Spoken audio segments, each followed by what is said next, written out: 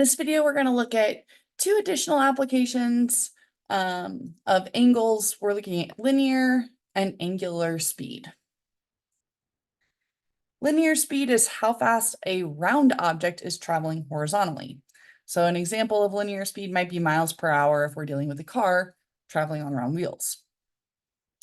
Now, if we think about just miles per hour, that rate, we know the formula distance is equal to rate times time. And our linear speed is just r. So to solve for r, we would divide both sides by t. R is equal to the distance traveled divided by time. Now, distance traveled, if we're talking about a round object, is going to be the number of revolutions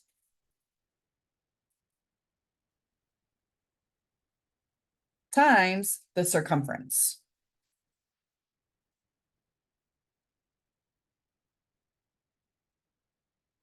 And then time is whatever we're measured in, whatever units we're measuring in.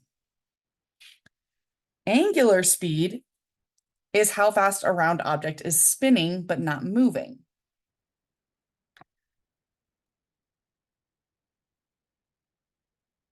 We use this symbol, it's sort of a fancy W, it's read omega, another Greek symbol. Omega is equal to theta divided by time.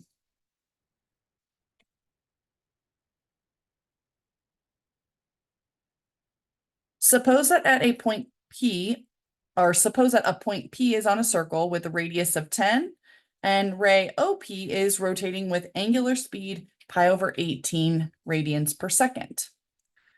Find the angle generated by P in 6 seconds. So we're given our angular speed. So we're going to use this formula. Omega is theta over time. Omega is pi over 18 radians per second, and this is equal to some angle over 6 seconds. So we're trying to figure out how large of an angle is generated by this round object, this circle, traveled in 6 seconds. We're going to multiply both sides by 6. And 6 over 18 is 1/3. So theta is pi over 3 radians. Find the distance traveled by P along the circle in 6 seconds. That distance traveled, that's your arc length.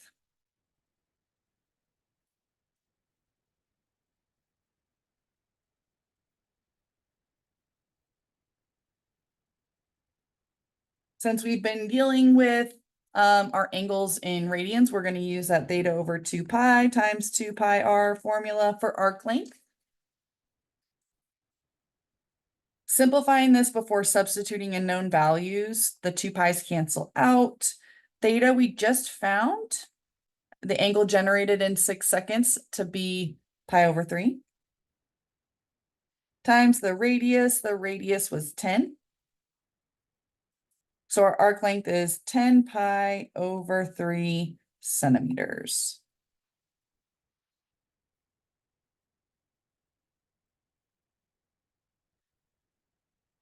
Find the linear speed of P in centimeters per second. So the linear speed rate is the distance traveled over time. The distance traveled in this case, we're going to still be thinking about it in terms of the values we found above. We know that the point P is traveling 10 pi over 3 centimeters for every 6 seconds. And now we can simplify this to figure out how many centimeters per second that point P is moving.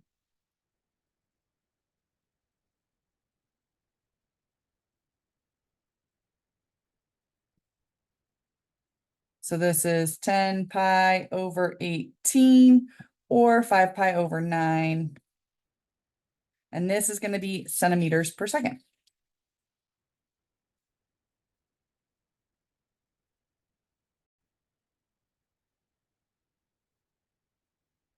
A pulley with radius of 6 centimeters is rotating 80 revolutions per minute. Find the angular speed in radians and degrees per second, and the linear speed in centimeters per second. So we're going to start by finding the angular speed.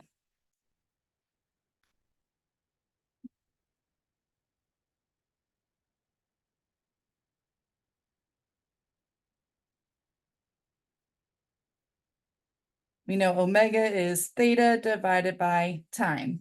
Now, theta is that angle generated in some unit of time. They're telling us that this pulley rotates 80 revolutions per minute. So each revolution we know is 2 pi radians.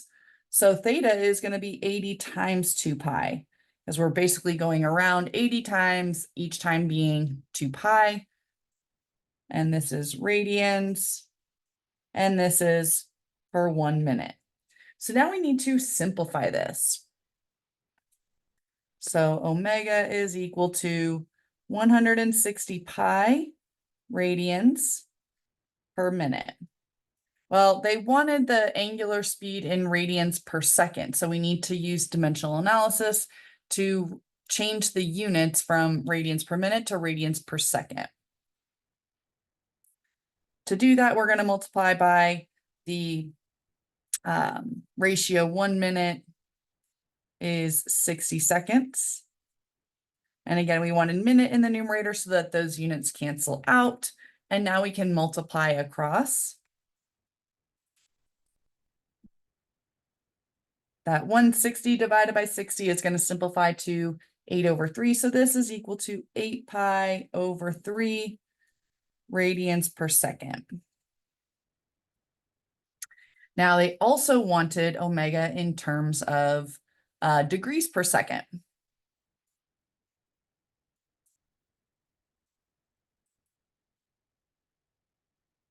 So omega is 80. Now instead of 2 pi, we wanted 360 degrees per 1 minute.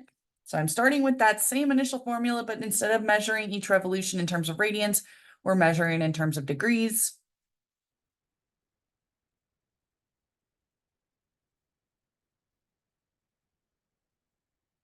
So 80 times 360 is 28,800 degrees per minute. And using that dimensional analysis, we're going to rewrite this in terms of degrees per second. 1 minute is equal to 60 seconds.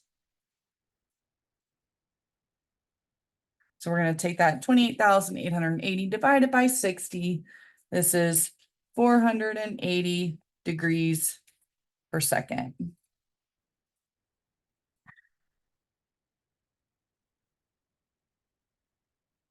Now, a quick observation, we set this up the same way for trying to find the angular speed in radians per second and degrees per second. But once we had that radians per second, we could actually just convert those radians to degrees.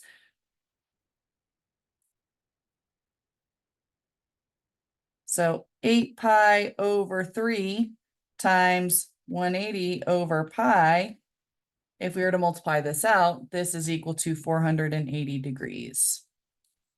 So that would have been another option for making that conversion to degrees per second. All right, now they also want us to find the linear speed in centimeters per second. Remember, linear speed, r, is equal to distance divided by time. The distance being the number of revolutions times the circumference, which is 2 pi times our radius, which was 6, over 1 minute. So again, we're traveling 80 revolutions, so 80 circumferences in 1 minute. We can simplify this. This becomes 960 pi. This is, what units is this in? Centimeters per minute. But they want it in centimeters per second. So using that same ratio, 1 minute is equal to 60 seconds.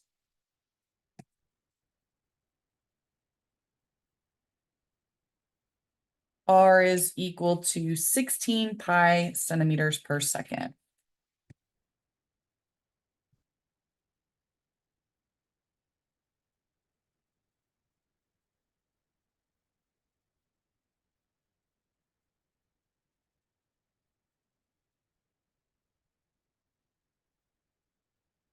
The International Space Station orbits Earth about every 90 minutes at about 254 miles from Earth.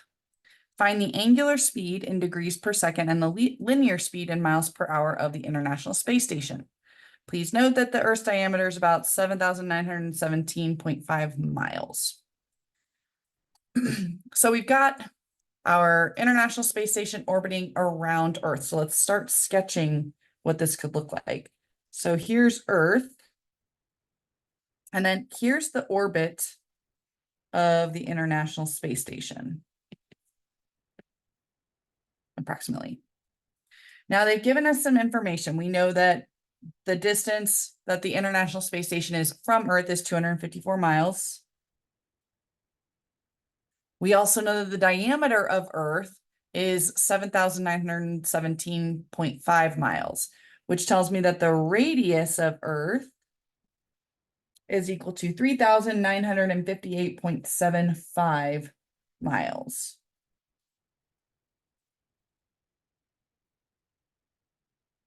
Just taking the diameter and dividing it by 2.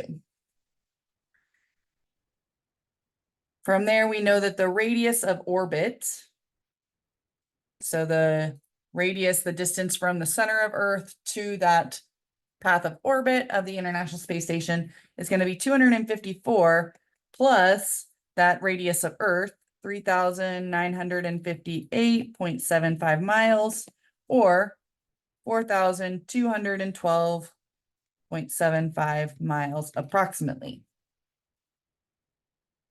So now we're thinking about that larger circle and we have the radius of that larger circle.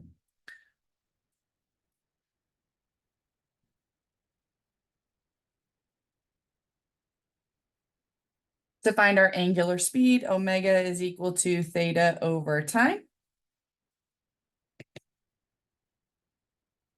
We're told that the International Space Station orbits the Earth every 90 minutes.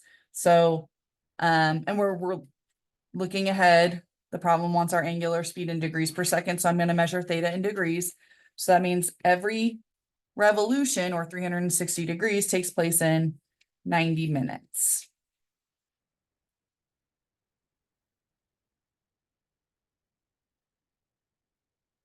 Now they want it in degrees per second, so we need to use some dimensional analysis to change this from minutes to seconds. We know that 1 minute is 60 seconds. So multiplying this through, omega is going to be 360 over 90 times 60, or 1/15 of a degree per second.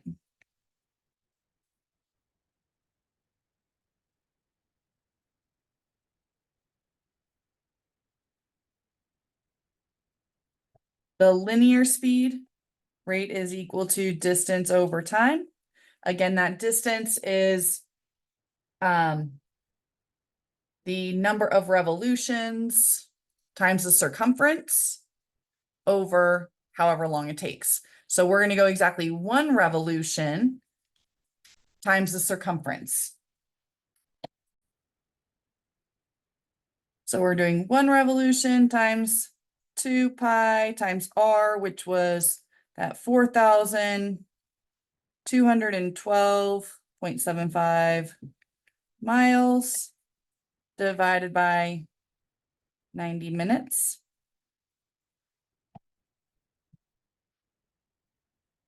I'm going to go ahead and simplify this here. So we have miles per minute. This is going to be 294.11 miles per minute. And since we want miles per hour, we know that there are 60 minutes in 1 hour. So new conversion there, be careful there. So multiplying that 294.11 miles times 60, our rate is 17,646.33 miles per hour.